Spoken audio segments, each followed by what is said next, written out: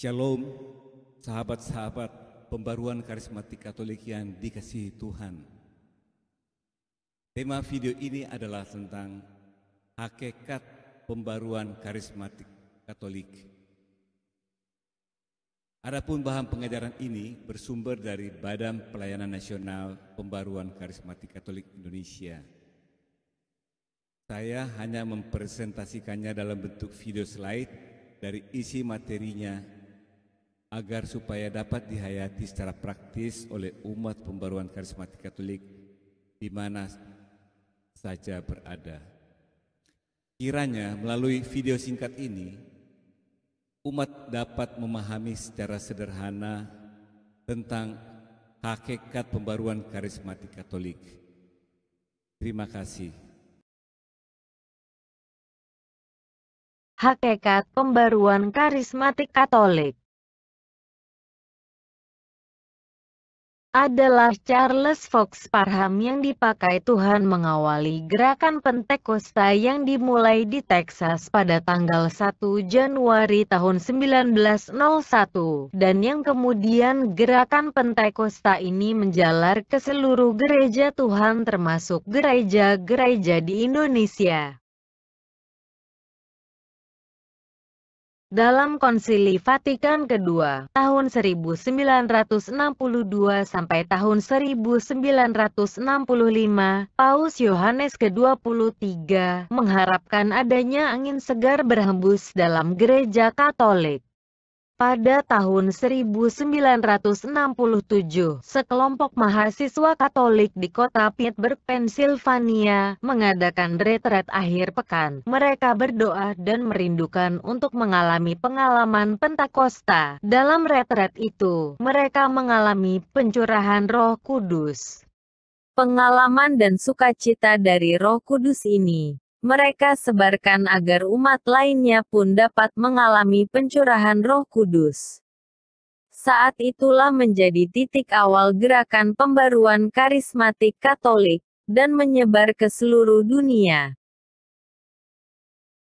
Dengan bertumbuhnya gerakan pembaruan karismatik Katolik, kita menyadari bahwa gereja pada hakikatnya adalah karismatis. Kalau kita menyamakan gerakan pembaruan karismatik Katolik dengan gerakan yang lain, membuat hakikat PKK menjadi kabur. Gerakan pembaruan karismatik Katolik merupakan gerakan Roh Kudus yang dianugerahkan kepada seluruh gereja dan membarui secara menyeluruh. Pembaruan karismatik Katolik bukanlah suatu devosi istimewa kepada Roh Kudus. Pembaruan karismatik Katolik bukanlah suatu jaringan persekutuan doa atau jaringan komunitas. Pembaruan karismatik Katolik bukanlah suatu bentuk spiritualitas baru dan asing yang hanya cocok untuk orang tertentu. Pembaruan karismatik Katolik bukanlah suatu perkumpulan atau organisasi agama. Mengalami pembaruan karismatik Katolik sesungguhnya adalah suatu pengalaman pribadi terhadap kehadiran dan kuasa Roh Kudus yang menghidupkan rahmat baptis. Roh Kudus tidak hanya mengobarkan kembali apa yang kita miliki, melainkan juga menganugerahkan karunia untuk melayani dan melaksanakan tugas perutusan. Pembaruan karismatik Katolik adalah karunia istimewa bagi gereja. Yang pertama adalah merasakan kebutuhan untuk mengenal Allah sebagai Bapa yang sungguh mengasihi dan mengampuni segala dosa-dosa kita. Firman Tuhan dalam kitab Roma pasal 8 ayat 14 sampai dengan 16. Semua orang yang dipimpin Roh Allah adalah anak Allah. Sebab kamu tidak menerima roh perbudakan yang membuat kamu menjadi takut lagi, tetapi kamu telah menerima roh yang menjadikan kamu anak Allah. Oleh roh itu kita berseru, "Ya Aba, ya Bapa." Roh itu bersaksi bersama-sama dengan roh kita bahwa kita adalah anak-anak Allah. Karunia istimewa bagi gereja yang kedua adalah kebutuhan akan relasi serta keintiman dengan Yesus Kristus sebagai Tuhan dan Juru Selamat pribadi kita, sesuai pengakuan iman kita oleh Roh Kudus seperti yang dikatakan di dalam 1 Korintus 12 ayat 3. Karena itu aku mau meyakinkan kamu bahwa tidak ada seorang pun yang berkata-kata oleh Roh Allah dapat berkata, "Terkutuklah Yesus." Dan tidak ada seorang pun yang dapat mengaku, "Yesus adalah Tuhan," selain oleh Roh Kudus. Karunia istimewa bagi gereja yang ketiga adalah merasakan kebutuhan terhadap kuat kuasa dan kehadiran Roh Kudus. Firman Tuhan dalam Kisah Rasul 1 ayat 45 dan 8. Pada suatu hari, ketika ia makan bersama-sama dengan mereka, ia melarang mereka meninggalkan Yerusalem dan menyuruh mereka tinggal di situ, menantikan janji Bapa yang demikian katanya, "Telah kamu dengar daripadaku, sebab Yohanes membaptis dengan air, tetapi tidak lama lagi kamu akan dibaptis dengan Roh Kudus.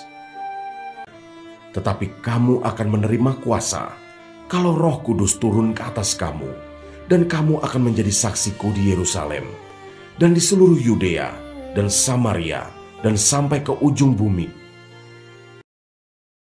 Karunia istimewa bagi gereja yang keempat adalah menyadarkan umat tentang pentingnya kitab suci, seperti yang dikatakan dalam kitab 2 Timotius 3 ayat 16 dan 17. Yesus, segala tulisan yang diilhamkan Allah memang bermanfaat untuk mengajar, untuk menyatakan kesalahan, untuk memperbaiki kelakuan, dan untuk mendidik orang dalam kebenaran. Dengan demikian, tiap-tiap manusia kepunyaan Allah diperlengkapi untuk setiap perbuatan baik. Karunia istimewa bagi gereja yang kelima adalah merasakan kebutuhan untuk membangun persekutuan Kristiani, seperti yang dilakukan oleh jemaat yang pertama di dalam Kisah Rasul 2 ayat 42-47. Bertekun dalam pengajaran, bertekun dalam persekutuan, bertekun dalam doa dan memuji Allah, disertai kesehatian dan tulus hati, dan disukai semua orang. Karunia istimewa bagi gereja yang keenam adalah menyadari pentingnya karunia Roh Kudus yang menolong kita melayani gereja, sesuai firman Tuhan dalam 1 Korintus 12 ayat 4-11.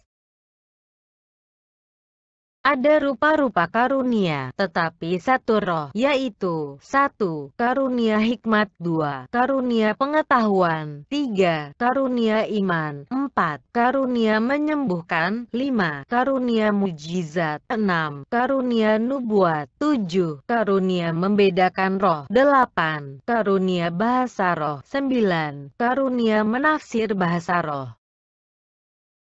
Karunia istimewa bagi gereja yang ketujuh adalah menyadarkan umat untuk tugas perutusan mewartakan Injil dan menjadi saksi Kristus sesuai dengan amanat agung Yesus Kristus. Tetapi kamu akan menerima kuasa kalau Roh Kudus turun ke atas kamu, dan kamu akan menjadi saksiku di Yerusalem dan di seluruh Yudea dan Samaria dan sampai ke ujung bumi. Yesus mendekati mereka dan berkata, "Kepadaku telah diberikan segala kuasa di surga dan di bumi. Karena itu pergilah, jadikanlah semua bangsa muridku, dan baptislah mereka dalam nama Bapa dan Anak dan Roh Kudus. Dan ajarlah mereka melakukan segala sesuatu yang telah kuperintahkan kepadamu. Dan ketahuilah, aku menyertai kamu senantiasa sampai kepada akhir zaman." Kiranya penjelasan singkat ini dapat memberikan pemahaman yang paling dasar tentang hakikat dari pembaruan karismatik Katolik, dan Tuhan Yesus memberkati kita semua. Amin.